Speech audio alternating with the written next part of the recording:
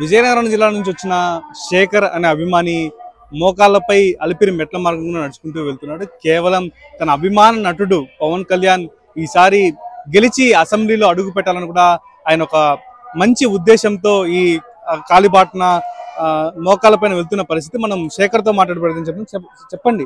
అంటే ఏంటి, మీరు ఎందుకు కాలిబాటన మోకాళ్ళపై నడుచుకుని వెళ్తున్నారు, అసలు ఏంటి ఇక్కడ? సార్, నా కోరిక ఒకటే సార్, దేశంలో నరేంద్ర మోడీ గారు గెలవాలి. నా ఆంధ్రప్రదేశ్ అభివృద్ధి కోసం పాటుపడుతున్న నా పవన్ కళ్యాణ్ అన్నయ్య గెలవాలి.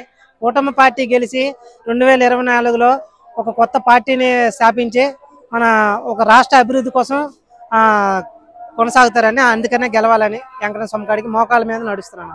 అంటే మీకు ముఖ్యంగా పవన్ కళ్యాణ్ లో మీరు అభిమానించే ఆ తనం ఏంటి, అసలు ఎందుకు మీరు అంత వీరాభిమానిగా ఉన్నారు? అన్నయ్య అంటే నాకు అభిమానమే కాదన్న, ఇప్పుడు అన్న అన్న అని పిలుస్తాం కదా, అది మా గుండెల్లో నిండి వస్తుంది అన్న. ఎవరో రాజకీయ నాయకుడు చేసిన పనులు మేము చేయం. సత్యేంత వరకు, బతికినంత వరకు మేము పవన్ కళ్యాణ్ అంటే ఉంటాం. మాకు పార్టీలతో ఇది లేదు, ఏమీ లేదు. నా అన్న పవన్ కళ్యాణ్ 2019లో అన్యాయం జరిగింది కాబట్టి ఈసారి పిఠాపురం ప్రజలు ఏకపక్షంగా ఎన్నుకున్నారు. అది రిజల్ట్ కోసమే ఎదురు చూస్తున్నారు. కానీ నేను మాత్రం వెంకన్న స్వామికి మాత్రం మోకాళ్ళ మీద నడుచుకుంటూ నా అన్నను గెలిపించు, ఒక ఆంధ్రప్రదేశ్ అభివృద్ధి కోసం పాటుపడుతున్న నా అన్న పవన్ కళ్యాణ్ అన్నను గెలిపించండి స్వామి అనుకుని మోకాళ్ళ యాత్ర చేస్తున్నాను. దేశంలో మరోమారు మోడీ గెలవడం కూడా మీరు ఆక్రమిస్తున్నారు. అసలు మీకు ఆ కారణం ఏంటి, అసలు ఎందుకు మోడీ గెలవడం అనుకుంటున్నారు? అన్న, ఇప్పుడు మా దేశం పరిస్థితి చూశారు కదా, 2019లో దేశం ఎలాగుంది, ఇప్పుడు దేశం ఎలాగుందన్న. ఇప్పుడు మన అమెరికా కానీ రష్యా కానీ ఇవన్నీ కూడా మన దేశాన్ని చూసి గర్వపడుతున్నాయి. అంటే ఇప్పుడు మన స్థాయి ఎంత పెరిగిందో చూడండి. 2004, 2005లో ఉన్న ఇది ఇప్పుడు లేదు. ఎందుకంటే నరేంద్ర మోడీ గారు గెలిచిన తర్వాత ఆ దేశమే మారిపోయింది. 5వ స్థానానికి దేశం వచ్చిందంటే అది ఎంత గొప్ప విషయం అన్న. మన దేశం రూపాయి అంటే అందరికీ చీప్గా ఉండేది. ఈ రోజు రూపాయి అంటే గర్వంగా ఉంది. ఆ రూపాయి అనేది గర్వంగా చేసిన వ్యక్తి నరేంద్ర మోడీ గారు. 2024లో ప్రజలందరికీ చెప్తున్నాను, 2024లో మన దేశానికి ఎంతో ముఖ్యమైన వ్యక్తి శ్రీ నరేంద్ర మోడీ గారిని గెలిపించి ఒక ఏకపక్షంగా 400 సీట్లు ఇచ్చి అతన్ని గెలిపిస్తారని మరీ కోరుకుంటున్నాను అన్న. దేశం మొత్తం ఎంపీ సీట్లు గెలిచి. నరేంద్ర మోడీ పాలన ఇప్పటికే మనం 10 ఏళ్ళు చూసాము. అంటే నరేంద్ర మోడీ తీసుకున్న స్కీమ్ లో మీకు ఏది బెస్ట్ అనిపించింది? బెస్ట్ ఇది కాదన్న, అతను ప్రజలకైతే ఏ విషయంలో కూడా ప్రజలకు అన్యాయం చేయలేదన్న. ఇంకోటి ఏంటంటే అతను దేశానికి ముందుకు తీసుకెళ్లే వ్యక్తి అన్న. మన దేశాన్ని ముందుకు తీసుకెళ్లే వ్యక్తి. మనం అందరం అంటే ట్రైన్లోనే ఇంజిన్ టైప్ అనమాట అతను. మనం అందరం పెట్లు అంటే రాష్ట్రాలు చూసుకుంటే దేశాన్ని ముందుకు తీసుకెళ్లే వ్యక్తి ఉండాలి కదా, ఆ వ్యక్తి అనమాట మన నరేంద్ర మోడీ గారు.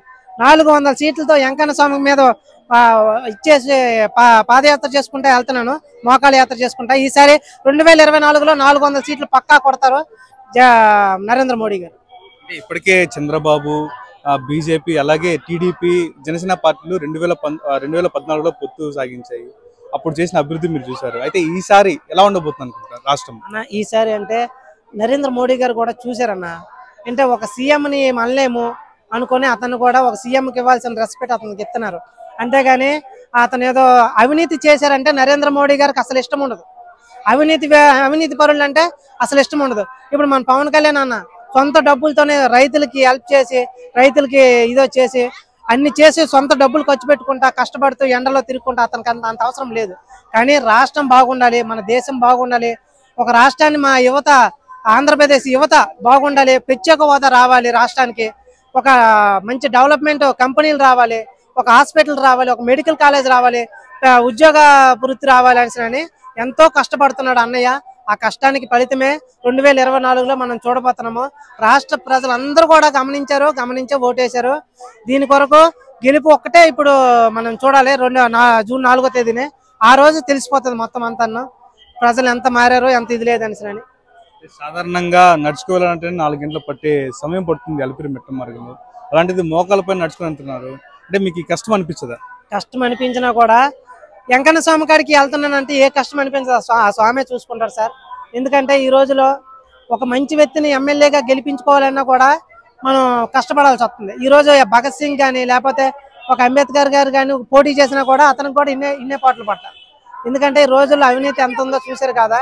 ఒక మంచి వ్యక్తిని గెలిపించుకోవాలి నా ఆలోచన. ఒక మంచి ఎమ్మెల్యే, అవినీతి చేయని ఎమ్మెల్యేని గెలిపించుకోవాలి.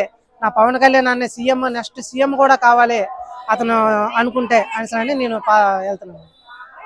అంటే మొత్తానికి శేఖర్ ఏం చెప్తున్నారంటే అలిపిరి మెట్ల మార్గంలో ఎంత కష్టమైనా సరే చివరి వరకు మోకాళ్ళ పైన నడుచుకుని వెళ్తారని కూడా ఆయన చెప్తున్న పరిస్థితి. దేశంలో మోడీ రావాలి, రాష్ట్రంలో ఎన్డీఏ కూటమి గెలవాలని కూడా ఆయన కోరుకుంటున్న పరిస్థితి. దాదాపు 400 సీట్లతో దేశంలో మోడీ ప్రభుత్వం ఏర్పడితే ఇక్కడ మాత్రం 150 సీట్లతో టీడీపీ, బీజేపీ, జనసేన కూటమి ఏర్పడాలని కూడా ఆయన కోరుకుంటున్న పరిస్థితి కనిపిస్తుంది. ఇంకా అవినీతి రహితుడైన పవన్ కళ్యాణ్ ఎమ్మెల్యేగా అయితే ప్రజలకు ఎంతో మంచి చేస్తారని కూడా ఆయన చెప్తున్న పరిస్థితి కనిపిస్తూ వస్తుంది. ఇది ఇక్కడ తాజా పరిస్థితి.